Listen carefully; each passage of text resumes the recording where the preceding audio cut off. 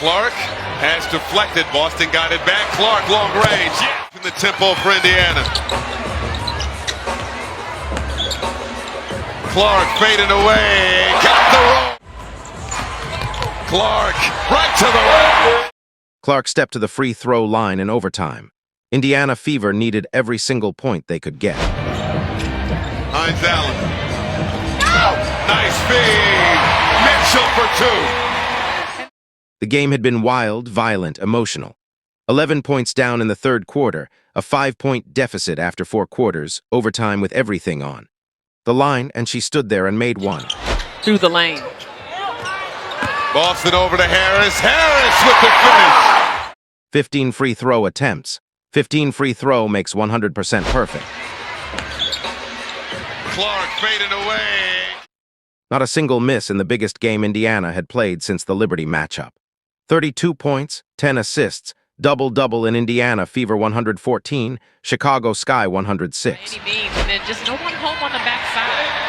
Way too easy. Now, let me put this in context with everything that has happened this season because it matters enormously. Clark torched the LA Sparks in Indiana's first road win. Clark has deflected. Boston got it back. Clark, long range. Yeah.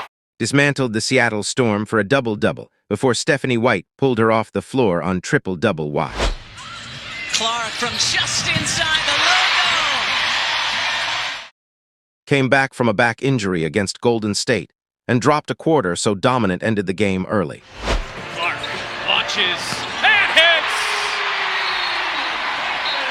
Pure. Stood open with her arms out for 1 second against Golden State on the road. Nobody threw her the ball. Indiana lost by 2. .6 coming down. Here's the tie. Boston couldn't get it. Look. White screamed at her on the sideline. Clark responded. White benched her like a child. Portland destroyed Indiana by 16 with Clark limited to 22 minutes after 5 fouls. Have settled in offensively late. How about the all-wheel drive? Are you kidding? The clip went viral. Indiana bounced back to beat Atlanta and Washington back-to-back. Oh, sidestep, Clark. Sick. Then the Liberty exposed Indiana's free throw shooting in a fourth quarter collapse. They were trying to do Clark on the drive. Clark bothered by Jones. No good. And now overtime against Chicago. 15 free throws, 15 made. The most important individual performance of Caitlin Clark's 2026 season delivered in the biggest moment of the night. This is NBA Girl. Subscribe and hit the like button right now because this breakdown is going deep. Caitlin Clark, the complete breakdown. 32 points, 8 of 18, 15 of 15 from the line, 7 rebounds. 32 points, 8 of 18 from the field, 44%, 1 of 6 from 3. She was cold from distance all night. 16% the three-point shot not falling the way it has in recent games. But here is the number that rewrites the entire narrative of the performance. 15 to 15. From the free throw line, perfect. Every single one in overtime under maximum pressure against a Chicago team that fought for every possession and had their own star producing 30 points off the bench.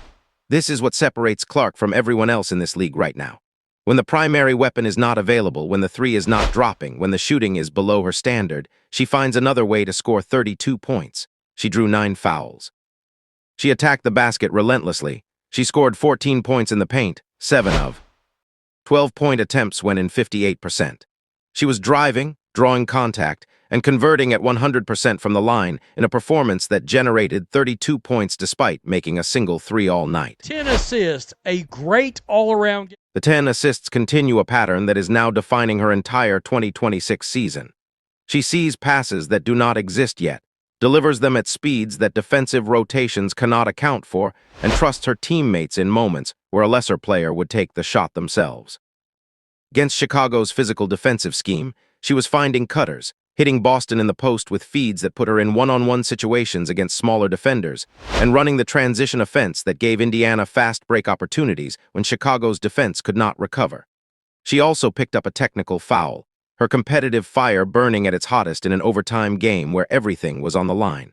The exact moment does not matter. Caitlin Clark had a gargantuan game, and I put her on triple-double. What matters is that she received it, processed it in 0 seconds, and made the next free throw. Anyway, that is the goldfish. That is the mentality that was missing earlier this season and has been back in full force over these last 3 games. Plus 14 on the floor in a game Indiana won by 8. When Clark was on the court, Indiana outscored Chicago by 14 points. She was the difference between overtime victory and defeat. The quarter-by-quarter breakdown. Indiana 16, Chicago 8. The first quarter told you Indiana was ready to impose their will from the opening possession. Clark was in attack mode immediately, driving the baseline, drawing fouls, getting to the line. Chicago's defense was being reactive rather than proactive from minute 1, and Indiana's energy was the kind you see from a team playing with real confidence after back-to-back wins. The second quarter changed the complexion of the game. Chicago scored 26 to Indiana's 19 and announced that the Sky were not going to be intimidated by Indiana's opening statement. Sidney Taylor off Chicago's bench started making shots. The bench player who would end the night with 30 points on 10 of 14 shooting for 7 from 3 and 6 of 6 from the free throw line. Taylor's true shooting percentage for the night was 90.1%. 91%. That is not a box score number for a bench player in a competitive game. That is the single most efficient individual performance by any player on either roster. It single-handedly kept Chicago in the game when Indiana's defense was dominating everywhere else. Indiana led at halftime 35-34. 1 point after the second quarter nearly erased the first quarter lead entirely. The third quarter was the crisis. Chicago outscored Indiana to 39-27, 39 points in a single quarter. The Sky benched Taylor against Skylar Diggins, creating in the mid-range. Azure Stevens finding offensive rebounds was generating offense. Indiana had no clean defensive answer for Chicago's biggest lead reached 11 points during the third quarter run. And at that moment, the game felt like it was drifting away from Indiana in exactly the way the New York Liberty game had drifted away in the fourth quarter. The defensive breakdowns were real. The turnovers were compounding the deficit, and Clark was fighting through Chicago's physical coverage scheme while the three-point shot refused to cooperate. Indiana's response in the fourth quarter was the first real sign that this team has grown. 25-9 in Indiana's favor. Indiana won the fourth quarter, closed the gap, and forced overtime despite Chicago leading by 11 during the third. Clark drove to the basket relentlessly in the fourth, drawing fouls, extending possessions, and trusting Aaliyah Boston in the post where Chicago's front court had no answer for her physicality. Indiana clawed back from 11 down, and when the final buzzer of regulation sounded, the score was 87-92. Chicago still led by 5 going into overtime, and then Indiana won overtime 27-14. 27-14, that margin in overtime in a game. Indiana had trailed for 3 quarters, is a complete statement of will and talent over a team that had genuinely earned the right to win this game. Clark at the line over and over, converting every single attempt with the calm of a player who has been in these moments before and knows exactly what she is doing.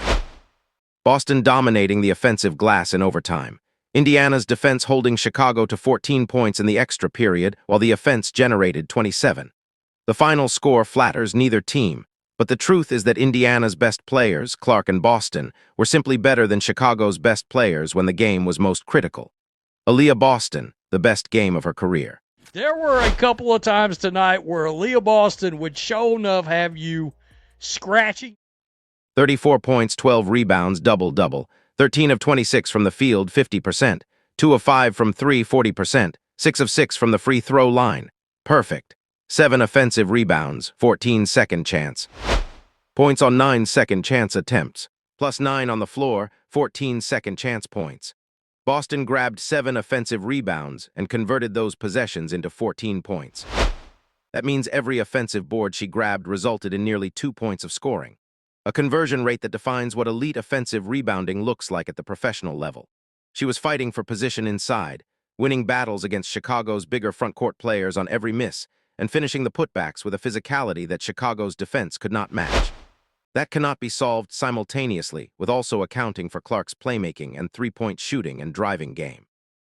Kelsey Mitchell and the supporting cast. Mitchell's 19 points on 7 of 17 shooting was a solid night without being spectacular.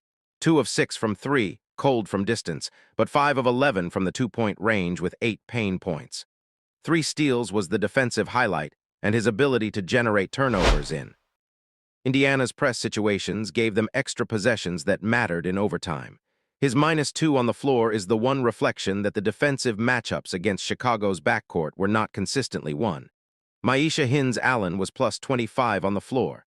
25. Maisha Hines-Allen was clutch tonight. I understand that says 5.